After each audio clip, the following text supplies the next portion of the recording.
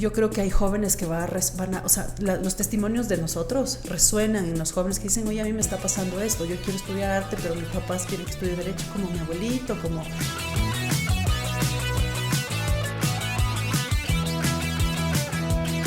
Hola queridos amigos y amigas de Escuela para Madres. Hoy estamos en la grabación de nuestro episodio número 18 y hoy tenemos el privilegio de conversar con alguien muy especial para nosotras y para el Instituto ISPADE. Me voy a permitir leer una presentación de Javi. Sí, él es Javier Delgado, más conocido como Javi, todos le decimos así de cariño. Es coreógrafo, bailarín, docente, gestor cultural y sobre todo un ser humano profundamente comprometido con las artes escénicas. Personalmente lo conozco desde hace más de 10 años y desde el primer momento vi en él a una persona visionaria, apasionada y generosa que llegó al ISPADE con una propuesta muy poderosa, que era hacer de la danza y el teatro una presencia viva, cotidiana y transformadora en la educación técnica y tecnológica. Javi es súper empático, es sencillo, trabajador incansable y tiene un don natural para conectar con las personas. Pero también es firme, es una lectura muy personal, ¿ya? Es firme, no disimula cuando algo le incomoda y tampoco se preocupa en disimular y tiene un estándar altísimo cuando se trata de sus montajes. Busca la perfección, ensaya una y otra vez hasta lograrla y no se conforma fácilmente. Su talento viene acompañado de una curiosidad permanente por aprender, por estudiar, por comprender los nuevos lenguajes de las artes contemporáneas y abrir caminos hacia ellos. Hoy nos abre las puertas de su historia, de sus decisiones, sus aprendizajes y su mirada sobre el arte y la vida. Y estoy segura pues que en esta conversación les va a inspirar, nos va a inspirar a nosotras y a todos quienes van a escuchar el testimonio de Javi, quien es, como lo mencionaba Javi, un artista en el que yo he visto que es, digamos, un trabajador incansable hasta que le salga todo perfecto, ¿sí? Es una persona que le he visto ensayar horas de horas en el espacio vacío para sus montajes, sus proyectos, sus presentaciones, así que nada, súper orgullosas, Javi, de tenerte aquí. Bienvenido a Escuela para Madres. La Pichis y yo súper felices de poder conversar en este espacio, como te decía hace un momento, sobre juventudes, de cómo fue tu camino, tu proceso, y pues en función de eso se va a llevar a cabo este diálogo. Gracias, Javi, nuevamente. Pichitas, luego de la presentación de Javi, pues ya puedes empezar tú ahí con las preguntas. Chévere, qué gusto poder estar en este episodio, en este nuevo episodio con alguien tan talentoso y una persona muy especial en realidad, Javi, porque para mí también, te conozco también hace muchos años, pero en este último tiempo que hemos compartido inclusive oficina, ha sido muy, muy enriquecedor conocer mucho de la visión que tú tienes, no solamente del arte, sino también de la vida en general. Entonces hemos compartido conversaciones y todo, y la verdad es que me encanta poder tenerte conversaciones, chismes, digámoslo chisme. Pero me encanta poder tenerte en este espacio, Javi. Y bueno, pues a mí me gustaría empezar un poco preguntándote cómo fue que tú descubriste, porque tú te vinculas a qué edad más o menos al mundo de la danza y al mundo del arte. A los 14 años. O sea, wow. Pero yo creo que fue desde chiquito en realidad. ¿Ya? ¿Y cómo fue tu acercamiento a la danza, al arte? Sí, primero, qué chévere también estar aquí, Maggie, Pichis. Es muy, muy lindo ver cómo está floreciendo este espacio. Yo toda la vida tuve como curiosidades existenciales. Yo creo que me gustó el arte, iba por la naturaleza, me gustaba mucho ir a la naturaleza desde muy niño, así tengo los recuerdos de quedarme ahí pensando, filosofando un poco en la naturaleza, en el silencio, siempre. Claro, pero también eso siempre me hizo diferente, porque claro, yo iba desde muy chiquito a leer, me gustaba... comienzo primero fabricando trompos y cometas con mi hermano, entonces nos dedicábamos a hacer cometas, les pintábamos a mano, hacíamos trompos a mano, luego comenzamos a hacer títeres a mano. Mi abuelita le encantaba mucho la poesía, le gusta mucho la poesía, y ella me acuerdo que me pagaba así como, no me acuerdo cuánto era en ese tiempo, pero era en sucres, para que yo hiciera obras de teatro en un espacio que había en la casa de mi abuela los domingos. Entonces yo escribía así un guión pequeño y les pagaba con golosinas a mis primos. Y comenzaba a montar, pero ya hacía las luces, comenzaba a hacer tachos, comenzaba a hacer tramoya con cuerdas. O sea, era una cosa así chistosa y complicada también. Pero yo ya comienzo en el teatro. Paralelamente yo también tenía una revista, escribía Máquina, una revista de información de mi casa. Entonces en esa máquina iba escribiendo y también escribía cuentos. Me gustaba mucho, mucho la literatura. En realidad yo estaba más orientado hacia la escritura cuando era más pequeño. El teatro era como más lejano, era como más tenía más cercanía hacia la literatura. De ahí un hermano mío tenía una condición y yo tenía que ir a dejar todas las tardes a esta escuela para capacidades especiales. Y claro, yo tenía que esperar como 3 horas afuera de la escuela.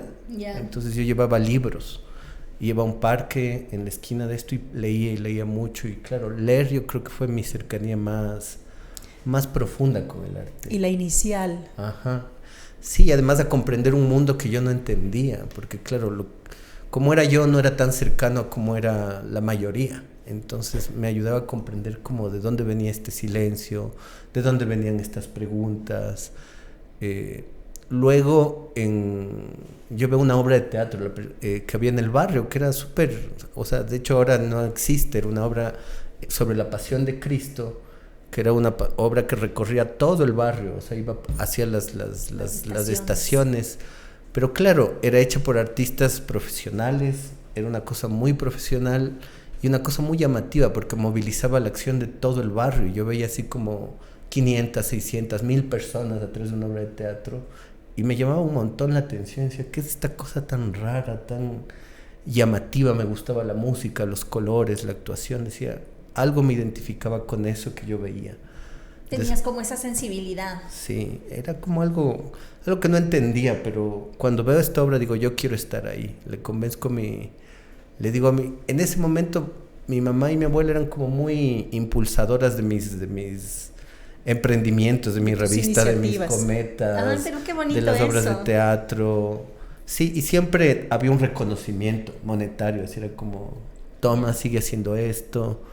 De ello decido entrar al grupo de teatro. En el grupo de teatro habían obviamente gente de ya mayor, de 20, 30 años. Yo tenía 13 años.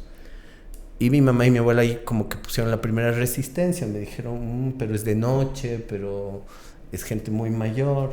Claro. Pero yo era lo más cercano que conocía del teatro. Dije, no, yo quiero estar en ese teatro. Y me acuerdo la primera vez mi abuela y mi mamá me acompañaron, pero yo dije, no, pues ¿cómo van a acompañarme ustedes dos a la puerta del teatro? Dije, ustedes espérenme. Y qué paciencia, y mi mamá y mi abuela se fueron a esconder tras unos arbustos a que yo golpeara la puerta, dijera, entrar al grupo. Y claro, me esperaron hasta que yo saliera 3 horas después, así. Eso lo guardo mucho en la memoria porque fue importante y especial. Claro, yo entré al grupo y toda la gente era rara. Supongo que esa sensación tiene ahora la gente que viene al espacio vacío y nos conoce, porque son gente medio rara, medio callada, otros muy extrovertidos, siempre las pintas, los pelos, los libros, es como... Claro, y es la convivencia de esa diversidad que también a veces le causa la extrañeza a las personas. Claro, igual me acuerdo un momento aquí en Ispadec, ¿te acuerdas cuando recién llegamos y... Hubo un momento en que el grupo nuestro era muy, muy loco, así todos de pelos de colores, la gente muy extrema, así. Y claro, aquí en España también era como, ¿qué serán estos personajes? Así. Y nosotros, yo en ese tiempo tuve esa percepción, como, ¿quiénes serán estas personas raras? Pero comienzo a ir y poco a poco comienzo en el escalafón, porque era un escalafón de personajes, así, desde guardia hasta personaje principal. Esto duraría unos 3 años en que yo seguía yendo. En tu adolescencia, en wow. mi adolescencia, seguía yendo a grupos. Claro, yo quería entrar a danza, pero en ese tiempo la profesora de danza me dijo, no, es que usted es chico, la danza es para chicas. Y eso marcó más un poco mi camino hasta la actualidad, porque mi camino no solamente era el teatro, sino eran las preguntas sobre... yo me declaro una persona gay, era también sobre descubrir mi sexualidad en el teatro, o sea, era como descubrirme a través del teatro y otras preguntas, otras sensibilidades. Y claro, eso que me dijo, la danza es para chicas, me marcó. Dije, bueno, ya no, ni modo, me voy a otro lado, así. Seguí en el teatro. O sea, te marcó negativamente, sentiste me puso que, un miedo, que así. te puso un freno, exacto. Me puso un freno grande. O un sea, estigma. En general, la educación artística de esos años yo sentí que había muchos estigmas. A mí me encantaba pintar, pero yo nunca pinté así en la línea. Entonces, mi profesora de pintura me decía, no pintas bien. Y yo nací con esa idea, no pinto bien. La danza no es para... Claro, entonces yo no me veía artista. De hecho, yo decía, bueno, a mí me gusta, pero no voy a llegar a ser artista. Luego...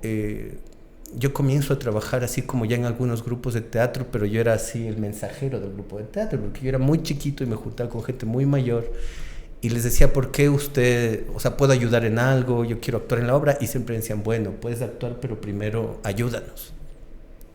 Entonces yo en un festival internacional de teatro que hubo en Cuenca me dedicaba a trasladar a los grupos de teatro del aeropuerto al hotel y a llevarles a donde ellos quisieran. Yeah. Pero claro, yo aquí conozco personalidades del teatro ecuatoriano y del teatro mundial. Le conozco a la Susana Reyes de acá de Quito, le conozco a Eugenio Barba de Odín Teatro. Y claro, como la relación fue muy... Yo era muy chiquito y ellos se sorprendían. Y como les alegraba verme y con ese ímpetu de llevarles al hotel. Me acuerdo que le conozco a Susana Reyes y Susana Reyes ese mismo día me dice, no, la danza es para todos. Y llegamos al hotel de ella, mueven los muebles con Moti Deren, Susana Reyes del hotel, y con esos dos grandes artistas él tocaba y ella me enseñaba. Fue mi primera clase de danza. Ella me decía, Oh, qué bonito. Y desde ahí en ese festival a mí me entraron full inquietudes, full como sí puedo ser artista. Todos estos grandes maestros me decían, tú tienes que hacer esto y tienes que salir de Cuenca, no hay otro camino. Y a mí se me mete esa espina en la cabeza. Yo había visto ya el grupo de teatro Mala Hierba, el Frente Danza Independiente. Yo quería venir a... O sea, yo decía, quiero salir y estudiar teatro y danza. Mi papá es médico, mi tío es médico, entonces todos querían que yo sea médico. En el colegio y en la escuela yo fui abanderado. Entonces había una expectativa. Entonces dijeron médico seguro porque es abanderado. Claro. O sea, había una expectativa fuerte, era el primer hijo, el primer nieto. Claro, todos decían Gran estudiante y un futuro brillante, claro, académicamente brillante. Y mis profesores todos, no, tiene que estudiar medicina. Y también yo era muy bueno en sociología y decían, no, tiene que estudiar sociología. Entonces yo tenía de alguna manera un futuro marcado, comprometido, ¿no? Comprometido. Para las expectativas de tu familia. Pero yo ya quería ser artista, no sabía cómo, no sabía... Yo comienzo ya a hacer mis primeras obras de teatro a los 17 años y el Museo de la Historia de la Medicina de Cuenca, que son los médicos viejitos en ese entonces, me dicen, tome la llave. Yo les digo, quiero hacer un grupo de teatro. Tal cual me ha pasado, la historia de mi vida es así, tome la llave, hágase. Toda la vida, así. De hecho, en este grupo de teatro, un momento el curita me dice, tome la llave del teatro del barrio, que era un teatro grande, y me dice, haga lo que quiera. Y yo fundo un cine. Entonces era un cine, íbamos a ver cine, gente de adolescente, y todos íbamos a ver cine. Luego me dan la llave de este teatro, y yo comienzo a hacer un grupo de teatro con gente de colegios, que éramos... Hacemos el contacto con un grupo de Ambato, los de Ambato venían, nos daban talleres, pero yo a ciencia cierta no sabía muy bien qué hacía. Pero gestionabas el arte y la cultura desde chiquito, entonces. Claro, pero ese gestionar era muy orgánico, era como, vengan, hagamos. Bueno, también propio de la edad que tenías, ¿no? Te estabas acercando, pero de una manera también interesante porque... O sea, creo yo, tuviste también esta suerte de poder, te permitieron de cierto modo, como comentas, quizás tu mamá y tu abu explorar en esa sensibilidad que tenías. Pero ¿y tu papá? Cuando comienza esta ruptura de que yo comienzo a dar mucho tiempo al teatro y a la danza, ahí ya no hubo, o sea, hay una primera ruptura. Mi mamá, mientras hubiera sido un hobby, estaba súper bien, pero cuando yo ya digo, va a ser o sea, como cuando ellas veían que yo ya no iba a la medicina, sino iba al teatro. Claro. Sobre todo en mi mamá comienza una resistencia fuerte. Y claro, como digo, también iba de paso mi descubrimiento sobre mi homosexualidad. Eran ambas cosas. Entonces mi mamá ya comienza como una resistencia fuerte. En realidad, ya tienes que venir pronto. Y claro, el teatro es un mundo de horas a veces. Ahora ya no tanto, pero en esos años eran 5 horas en una sala de ensayo. Porque además se generan afectos, generan amistades, un mundo, es como otro mundo, hay otra dinámica, hay otro tiempo. La sala que enseñamos era totalmente negra, entonces salíamos y ya era de noche, y claro, ir a la casa, la mamá enojada. Claro. Perdón, Javi, ¿cómo batallaste o cómo caminaste con estas expectativas depositadas en ti? Te pregunto esto porque muchos jóvenes no lo lograron. O sea, muchos jóvenes finalmente hicieron, ¿sí? O vieron como que lo necesario, digamos, o lo que les funcionaba era cumplir las expectativas de sus familias. ¿Cómo tú enfrentaste o cómo tú manejaste esta certeza que un poco me imagino tuviste en algún momento, decir, ok, no voy a ser lo que mis padres quieren que yo sea? ¿Cómo fuiste ahí un poco empujando esas barreras? O sea, es que fue un poco forzada, no fue tan... O sea, fue forzada en el sentido de que yo sabía que si me quedaba en Cuenca iba a ser médico y capaz tener hijos y esposas. Y yo sabía que no era la vida que yo quería tener. Entonces fue un poco valentía, salir. Pero también fue gente que me fue apoyando. Porque en esta misma historia fundo el grupo de teatro. El grupo de teatro me invitan. Yo tenía una obra, un solo, hacia los 17 años. Me invitan a la cárcel de varones de Cuenca. Y yo digo, bueno, yo iba donde me invitaban. Cojo mis cosas, voy.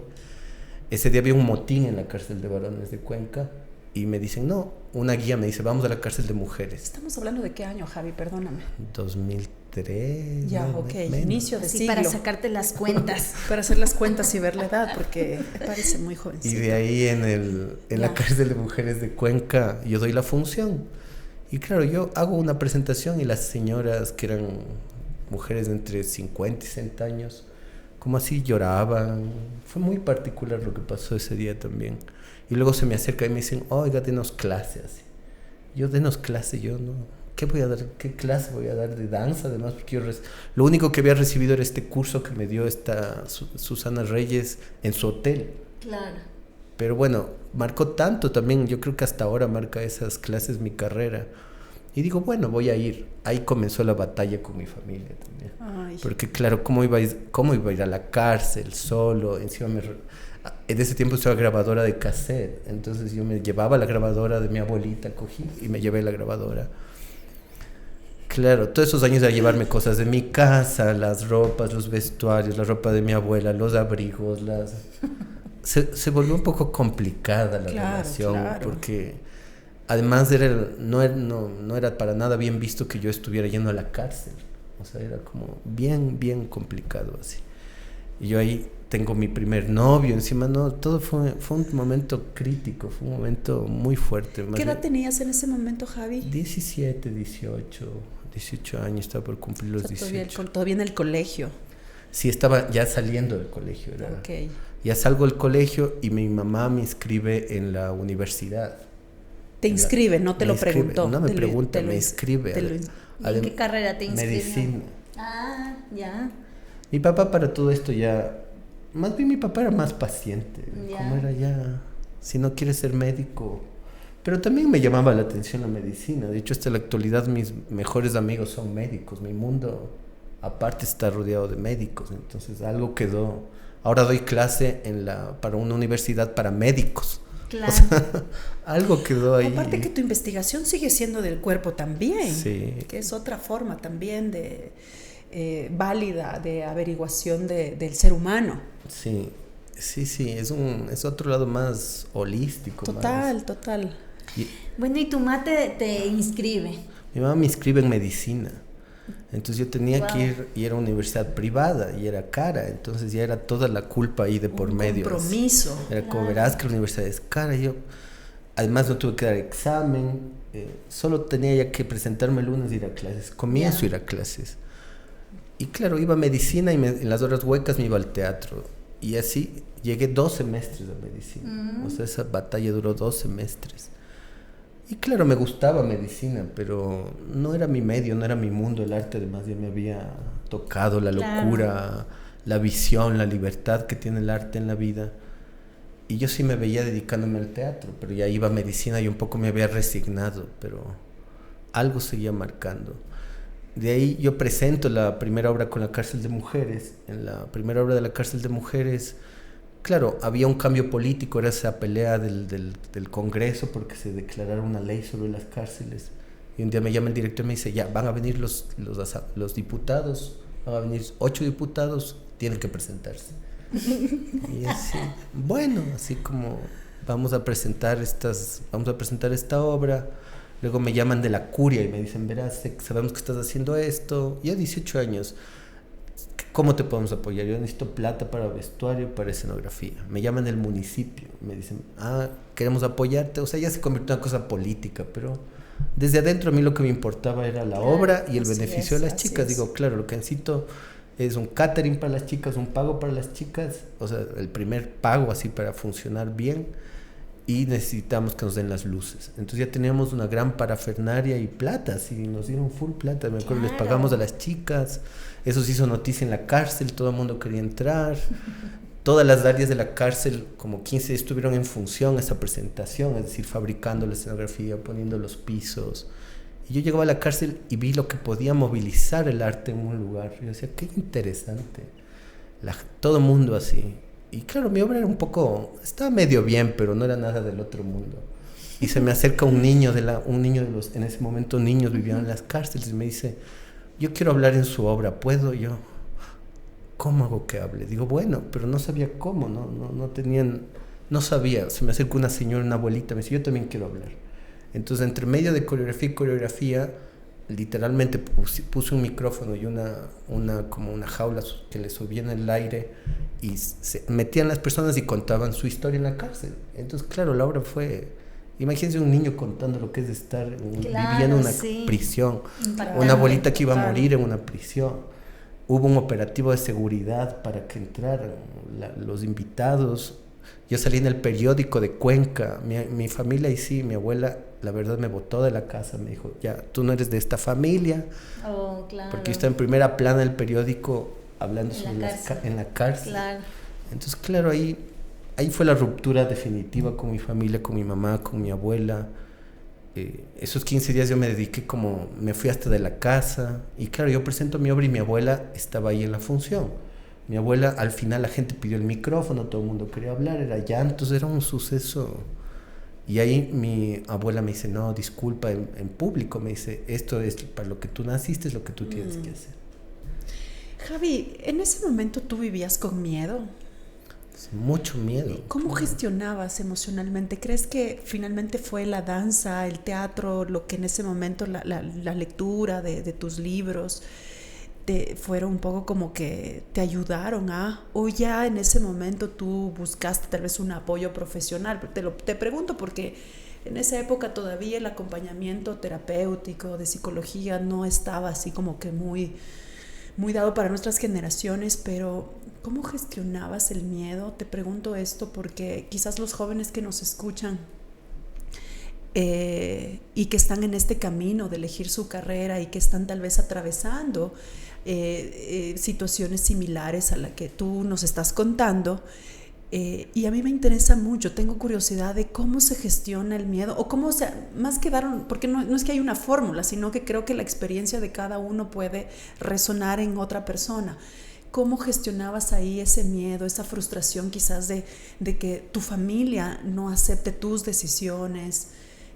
¿Cómo estabas resolviendo eso que es tan importante en la juventud? Porque eras un chiquitín de 17, 18 años, hecho a un lado, y pues gestionando todo esto solo, bueno, con el apoyo de tus amigos. Sé que el arte aporta muchísimo aquí, pero ¿cómo lo hacías? O sea, en realidad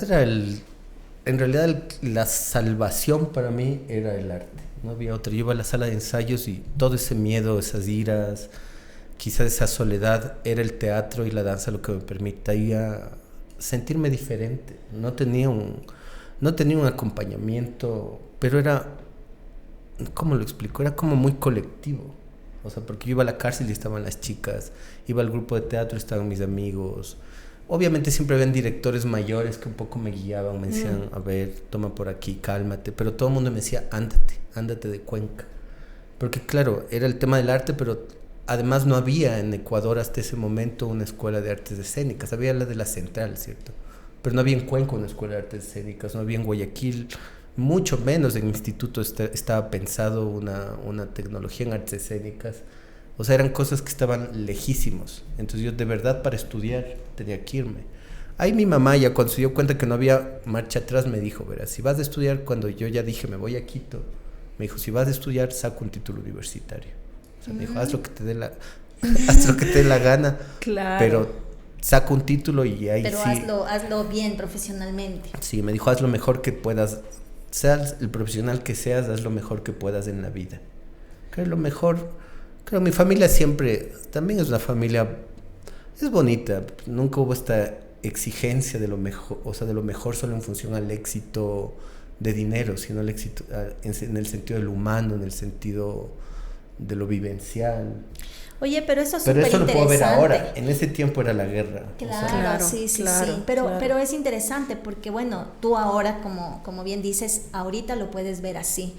Quizás en ese momento no lo podías ver, pero hay muchas personas que en tu mismo puesto, en esta silla, nos han dicho que nunca lo pudieron ver así. O sea, esta gestión de la familia, de un poco, sí probar, porque como madres es como que procuramos, ¿no? Decir, no, hijo, tú tienes talento para esto, otro te va a ir mejor, vas a tener dinero. También viendo el éxito desde lo que uno quisiera, claro, para el hijo. Pero fíjate qué bonito, finalmente en tu casa dijeron, bueno, ya que vamos a estar lidiando aquí, queriendo que vaya por otro lado, cuando prácticamente tú ya lo tenías visto, por dónde querías ir. claro, eso estaba en mí. De hecho, hasta ahora yo soy el experto en vocaciones de mi familia. Así. O sea, todos Qué hermoso eso. mis hermanos, como, ¿qué vas a hacer? Yo, claro, veo lo que ellos de verdad son buenos y les he dicho. Un hermano comenzó estudiando medicina. Le decía, ¿a ti te gusta manejar dinero? ¿Por qué vas a estudiar medicina? Digo, tú deberías estudiar administración. Pasó 3 carreras y ahora es feliz en administración. Dijo, sí, este es mi camino. Mi hermana, así como yo le vi siempre en esto de la ley, de la justicia social. Dije, tienes que estudiar derecho. Y también todos mis hermanos entran por una carrera. También veo que es bien difícil esa decisión. Sí, sí, sí. De hecho, el espacio que nosotros hemos creado es precisamente por esta... por estas disyuntivas, por estos miedos, por estas confusiones que tienen los jóvenes en el momento de que salen del colegio y que un poco batallan con muchas de las cosas que hemos hablado aquí, querido Javi. Respecto a esto último que tú me dices, decir, incluso me veo como, estoy así como que ayudando así a la vocación de mi familia. Tú eres profesor. Sí, yo soy Tú eres profesor y en estos últimos años estás cerca de jóvenes. ¿Cómo crees que te ha servido el camino que tú has transitado? Si en algún momento, te pregunto esto, si en algún momento, no sé, has compartido tus testimonios o tienes algunas estrategias para compartir con los chicos esto que quizás cada uno vive, digamos, y enfrenta su batalla, su camino, y si digamos, para un joven a veces el tema económico, para el otro es un tema de una fractura en su familia, su salud mental para otro, las expectativas de la familia, o sea, hay tantas situaciones, tantas circunstancias. ¿Cómo crees que te ha servido a ti, digamos, toda esta experiencia, todo este camino, este recorrido para tu rol como docente? ¿Cómo lo estás trabajando con los jóvenes? Lo que intento quizás es trasladarles esta pasión, pero también la complejidad de esta pasión, porque claro, para lo que también he aprendido en el arte, que para, o sea, vivir del arte bien, yo vivo bien del arte, la verdad. Para vivir bien del arte hay que ser disciplinado, porque claro, yo me dedico al arte, me dedico a la pedagogía, escribo proyectos, o sea, yo trabajo casi 16 horas al día. Estoy todo el tiempo, no en la sala artística, pero en cosas que están alrededor. Del arte. Entonces yo sí entendí que era la disciplina. Entonces a los estudiantes sí, yo intento ser súper riguroso. A veces creo que en otras carreras no se es tan riguroso. Pero lo que sí intento transmitirles es que para vivir de esta profesión realmente se necesita pasión y un rigor profundo, así como... ¿Cómo expresas esa rigurosidad como profesor? Como vengan a clases, no falten, pongo un montón de reglas. Ya. El teatro además tiene un montón de reglas en la formación, como claro, llegar pronto, tener un diario de trabajo, no faltar nunca a los entrenamientos, escriben mucho, leen mucho. A veces no sé, claro, ahora que me preguntas todavía los cómo, quizás todavía me sigo preguntando, pero por ejemplo esto que les cuento ahora es como una caja de Pandora, no es de lo que yo cuento así a los estudiantes. Ya. Porque también intento no hablarles solamente, o sea, ha sido una cosa personal como desde el yo, así. Más bien Lo que intento es contagiar la pasión. Para mí, lo que sí voy dividiendo en... El primer año para mí es del romance por el teatro. O sea, lo que sí trato de contagiarles de ese romance.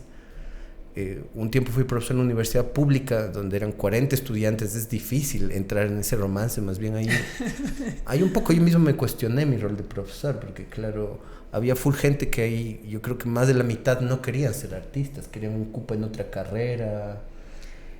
Que es otro de los problemas en nuestro sistema, ¿sí? Que es decir, no tuve cupo en pero me tocó la otra. Es otro de las problemáticas que nosotros identificamos. Bueno, no es que hemos identificado, esto está dado, pero eso es un poco también parte de las circunstancias. Y como docente decías, o sea, si te encuentras con un estudiante así, que tú descubres y dices, este chico no le veo, tú que tienes ese don de poder ver y no, porque también nos pasa como profesores que a veces vemos y decimos, no, nada que ver, o sea, está perdido, aquí no es su lugar. ¿Cómo hablas, cómo te acercas a esa persona que en realidad, o sea, está equivocado tal vez? Creo que justo ahí depende, porque ponte en la universidad pública, donde habían 40 estudiantes, no podía así personalizar ese proceso. Además, para mí fue un choque, porque yo venía de aquí, de ser profe de espacio vacío, donde generalmente los procesos son de 5, 7, 10 personas, donde realmente te vuelves parte de amigo. Tengo estudiantes que hasta ahora somos amigos de la vida. Además, tenía yo un curso muy bonito que se llamaba Danzar los Sábados. Y ahí, claro, era gente de sociología, gente de muchos saberes que venía a conocer un poco su cuerpo. Incluso yo. Sí, la Maggie fue alumna de profesora. Javi hace algunos años. Ya. Hace algunos abriles. Hace algunos años, no muchos. Muchos. Claro, y en ese...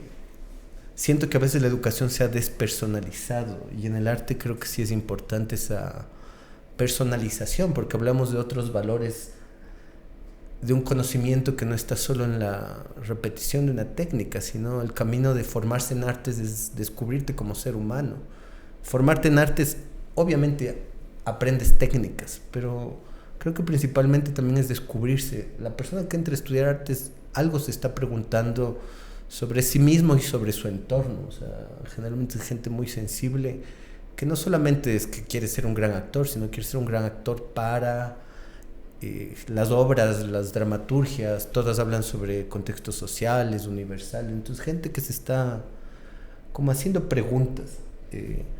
A veces el lenguaje es lo que cuesta entender, si es el teatro, la danza, la música, lo audiovisual. Yo de hecho también quería estudiar cine, todavía no me cierro algún momento capaz de hacer alguna maestría en cine, porque es algo que yo también cuando era muy chiquito quería, porque ahí viene la otra parte. Yo ya digo, bueno, me voy a Quito, y era cómo me voy. Mi mamá y mi abuela no me iban a apoyar, o sea, ya me habían dicho, bueno, verás cómo haces, porque era su manera de decir, no lo haces.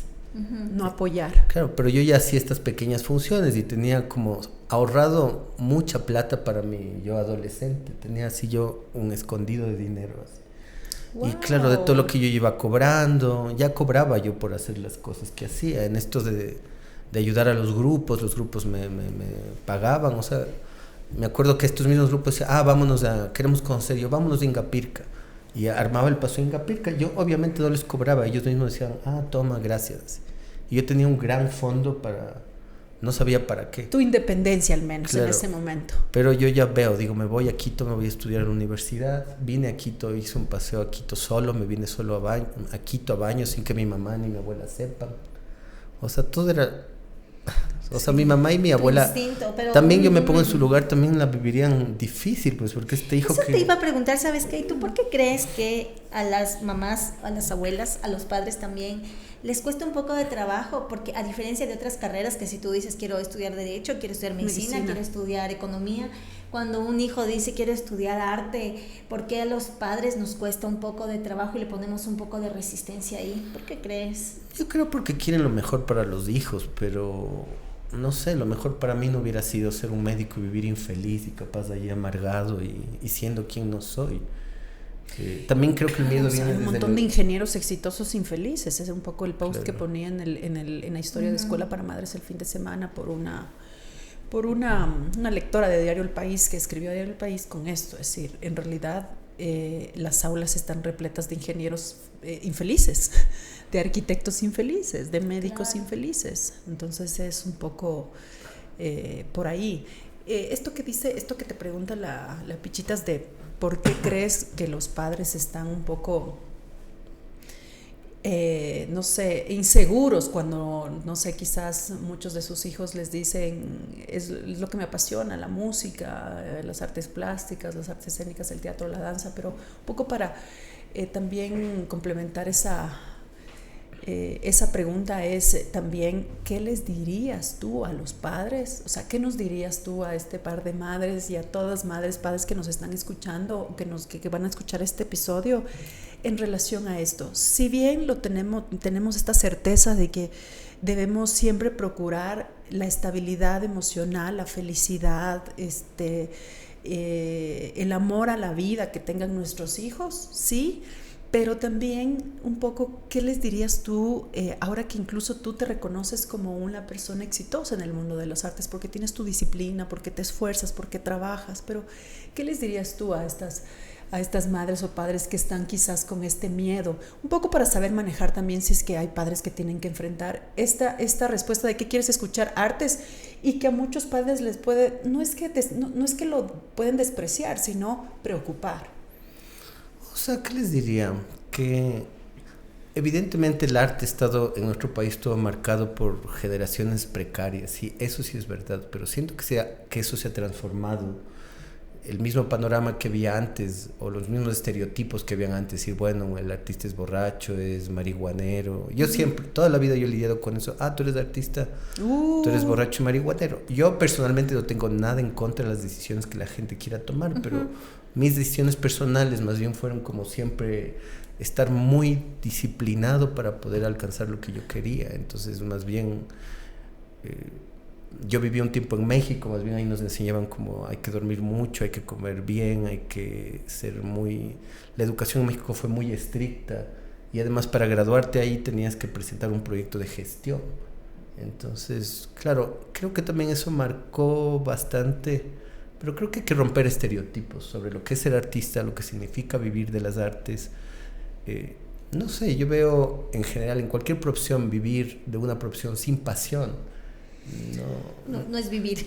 Y tampoco voy a ser así un poco mala gente, pero tampoco es que vas a ser el profesional más destacado del mundo, vas a solo existir en la profesión. Claro. Yo tengo amigos que son, mi amigo que es médico, que le va súper bien, pero él ama la medicina, todo el tiempo está estudiando, todo el tiempo está escribiendo.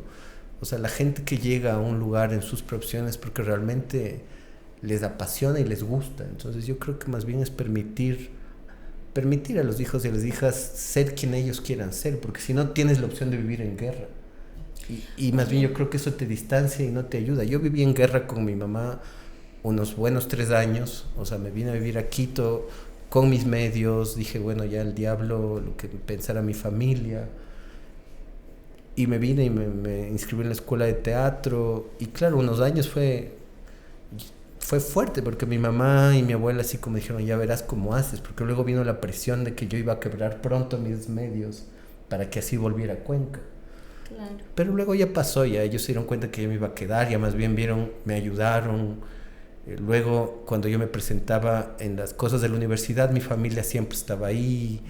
Luego cuando ya entré a la Compañía Nacional de Danza, al Ballet Nacional, mi familia sí era el fan número 1, venían desde Cuenca, imagínense, solo a ver una presentación. También, la verdad, cuando yo comencé a ganar dinero, un sueldo, y era asegurado de la danza, era cuando ya me tomaron en serio y dijeron, ya, como que se desprendieron de esa responsabilidad y dijeron, ya, tú puedes así. Eso que tú dices a mí, ¿sabes qué me lleva a pensar? Que los padres tenemos un ego tan grande de no aceptar que nuestros hijos vinieron a enseñarnos más de lo que nosotros podemos enseñarles a ellos.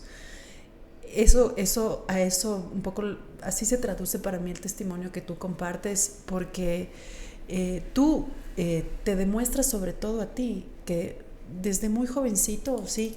Quieres algo y vas por ello.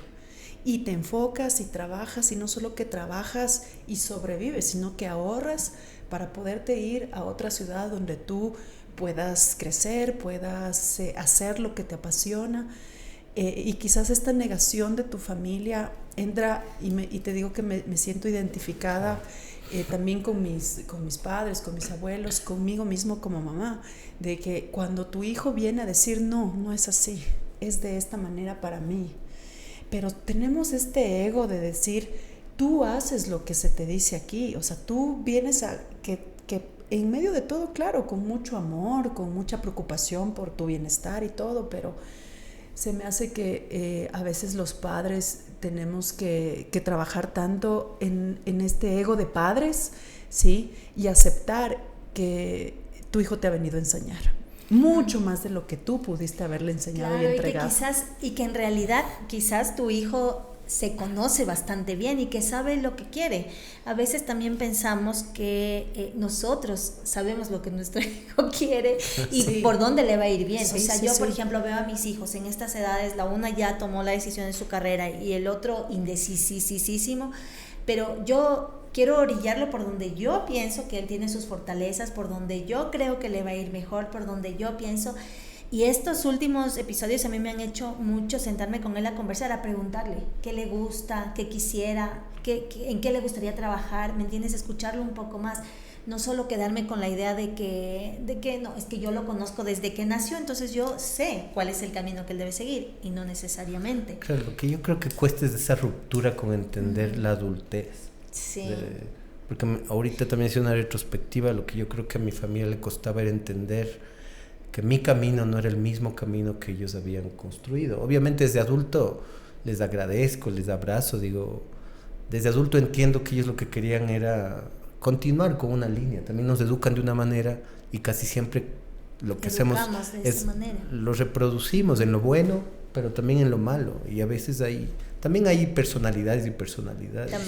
También hay personas que vienen así, lo rompen todo. Yo creo que o sea, luego entendí, haciendo constelaciones familiares, que de alguna manera mi trabajo en mi familia era romper un poco el ciclo, porque a partir de eso vinieron full preguntas. Desde que yo fui artista, la gente se cuestionó, mi familia venía a ver obras, hablaba de otras cosas, mis hermanos venían siempre que yo me presentaba en el teatro, entonces tenía un hermano que le encantaba venir cuando no había público y estaba ahí en el Nacional, en el Teatro Sucre, haciendo sus pasos de hip hop. Y esas cosas no sé, como que cambiaron la visión de mi familia, cambiaron un poco la estructura para la que supuestamente todos íbamos ahí sin rumbo, claro, repitiendo cosas que aparentemente estaban bien. Y además, claro, toda la investigación que yo hago son sobre diversidades de género, gente trans, personas gays, lesbianas, entonces también puse ese tema en la mesa. Y también fue difícil, pero también la manera en que mi familia comenzó a hablar de este tema, y ya no era un tema oculto.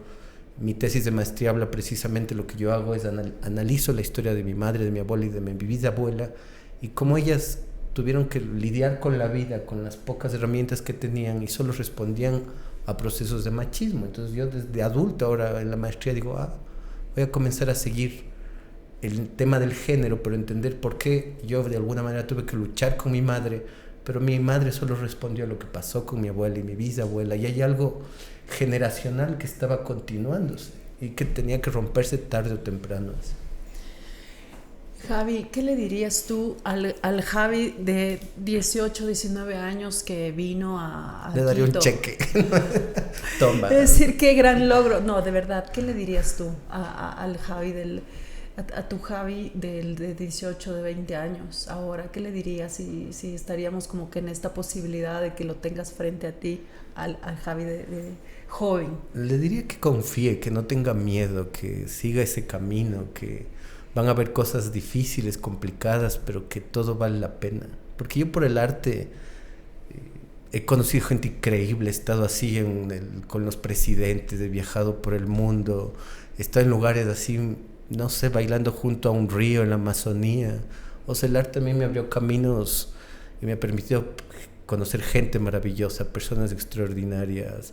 Aquí mismo a veces estoy con el Martín abriendo y viendo los cuadros del Miguel Barea y digo, este regalo que me dio la vida de, no sé, justo ahora estaba en baños este fin de semana y reflexionaba como que quiero volver a eso de cómo el arte puede volverse un lugar transformador.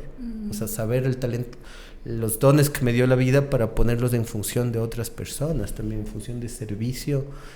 Lo que yo encontré con el tiempo que mi servicio era la educación, como he visto cómo la educación en artes de verdad les deja preguntas, no necesariamente para ser artistas, no todo el mundo termina la carrera, no todo el mundo quiere dedicarse profesionalmente a esto, pero yo creo que solo sembrar esa pregunta de quién eres, cómo es tu cuerpo es valioso, tu cuerpo no tiene que ser otra, no estás gorda, no estás gordo, no estás chiquito, tu cuerpo tiene un valor, tu cuerpo sirve, tu cuerpo se expresa. Solo creo que dejar esa semilla en una persona ya puede ser realmente transformador. A veces yo doy clase y no entiendo la envergadura de la información hasta 10 años después que encuentro a alguien y me dice, oye, esto me cambió, me marcó, hice tal cosa. Como creo que el arte es una semilla importante en las personas, independientemente si te dedicas o no a esto. Yo a veces voy a ver una obra o llevo a gente que nunca va a ver teatro al teatro y dice, ah, qué chévere, no entendí muy bien. Pero a mí me encanta cuando alguien dice, no entendí muy bien. Porque el mundo está hecho siempre en solidez. Todo lo que vemos tiene que tener sentido, todo lo que vemos tiene que tener utilidad. A veces hay palabras que no sabemos decir, a veces hay sentimientos que no sabemos nombrar, a veces vamos por la calle y algo decimos, algo me mueve, algo que no sé, que no conozco. Eso es el arte, y esa conexión de lo que no conocemos es linda, y creo que es importante si en sus familias hay alguien, en las familias de los que nos ven, hay alguien que tenga esta semilla del arte, o sea, como tratar de darles ciertas herramientas, no siempre lo que sí. También les digo a los alumnos, para mí fue muy difícil ser artista, no había universidad, me tuve que ir del país, o sea, fue como una gran travesía. Lo que me parece chévere es que ya para los estudiantes no tiene que ser tan difícil. Claro. O sea, siento que para mi generación de artistas, nuestro trabajo un poco es de abridores de camino. Los que vienen la tienen más fácil. Ahora no hay una, hay muchas universidades de arte, hay ya algunas tecnologías también en actuación. Yo sí, hace algunos años hubiera podido estudiar 2 años, yo hubiera dicho qué chévere, así. Claro. Mientras más herramientas hubiera tenido. Y eso, más bien decirle a las personas como hay que confiar. Mi descubrimiento del arte está también ligado a mi descubrimiento de mi ser gay, entonces creo que hay que confiar, creo que hay que escuchar, creo que no podemos esperar que la gente sea lo que nosotros somos. Y hay personas que nos rompen, pero creo que eso hay que tomarlo como un regalo también, como cuáles son las preguntas que estas personas nos traen. Eso te iba a decir hace un momento, la historia que tú cuentas de tu familia y estos desacuerdos, quizás también construyeron la persona que eres tú. Sí. ¿Te has pensado en eso? Ahora que dices que hiciste las constelaciones familiares, es decir, cómo construyó al Javier Delgado ese miedo, esa inseguridad, ese desacuerdo con su abuela, con su madre, con su padre, esas expectativas, o sea, tal vez fueron como que el empuje para ser la persona que eres ahora. Sí, pero también creo que pudo ser más amable. Creo que, o sea, lo que intento con los chicos que son estudiantes es, sé que mi camino fue difícil, sé que el de ellos puede ser más amable, más como diferente. No siempre tiene que ver toda esta gran historia. Claro, o sea, no siempre tiene que ser un camino duro para lograr el éxito. Empedrado. Oye, pero tu Javi de 18 años, yo qué bestia, lo veo, lo miro y también admiro y pienso también en estos chicos que es como tú dices, me encantó esto del escucharte a ti mismo, del poder tener este encuentro contigo, con tu cuerpo, con tus pensamientos, con tus ideas, con tus gustos, y darle tanta fuerza y tanta cabida a eso que uno se aferra a eso y decir, pues por ahí voy, porque tú te aferraste desde siempre a lo que tú viste que te gustaba y que por ahí querías ir, entonces te aferraste a pesar de muchas cosas. Entonces creo que es algo súper interesante, porque a veces siento que no nos damos no nos escuchamos lo suficiente, luego no nos damos el crédito suficiente como para poder decir, si me gusta esto, quizás sí tengo que trabajarlo mucho, perfeccionarlo mucho, pero me gusta y vale la pena esforzarme por lograr esto que me está gustando y que por ahí quiero ir. Además, dudar no está mal. Yo hasta ahora, hasta mi edad adulta, con todo el camino que he recorrido, a veces dudo, digo, ¿será que esta obra sirve? ¿Será que no sirve? ¿Será que soy buen artista? ¿Será que estudio medicina? ¿Será que no soy buen artista? Yo creo que esas Sí. dudas nos invaden todo el tiempo Todo y el también les tiempo. invaden a los padres. Yo creo Todo que el tiempo. asumir también la duda como parte de la enseñanza Natural, como natural. es interesante. No Sí. siempre tenemos que tener todas las verdades. Y yo La creo duda y el error. yo creo que también a los papás un poco les han obligado a creer que siempre tienen que estar en la verdad y ser el ejemplo a seguir. También el ejemplo es vivir la experiencia. O sea, yo creo Así que es. a veces también verle al papá medio vulnerable, verlo humano, yo creo que eso también nos enseña full, porque mi papá y mamá son muy diferentes. Mi papá era como más, no sé, organizado. Mi mamá es como muy de intuiciones. Mi papá era como más rígido. Pero yo siento que mi mamá me enseñó mucho con más bien con ese vivir la vida, experimentar la vida, saber que no es perfecta. Y juntos hemos ido aprendiendo. En la última obra, en la de la tesis de la maestría, como yo conté la historia de mi familia, le traje a mi mamá y a mi abuela antes de hacerlo público, porque dije, sí, había la historia familiar expuesta y Claro. yo necesitaba que ellas autoricen y se sientan cómodas mirando lo que yo estaba exponiendo sobre mi historia familiar. Y fue interesante. También ha sido como muy reconciliador. Igual también cuando yo presento esta obra de la cárcel de mujeres, esta obra gana el premio de la UNESCO de la danza, porque ese día estuvo un videasta. Entonces, claro, esta obra gana un premio de la UNESCO. Eso también fue dije, fue como confiar, un acto de fe, decir, sí sirvo para esto.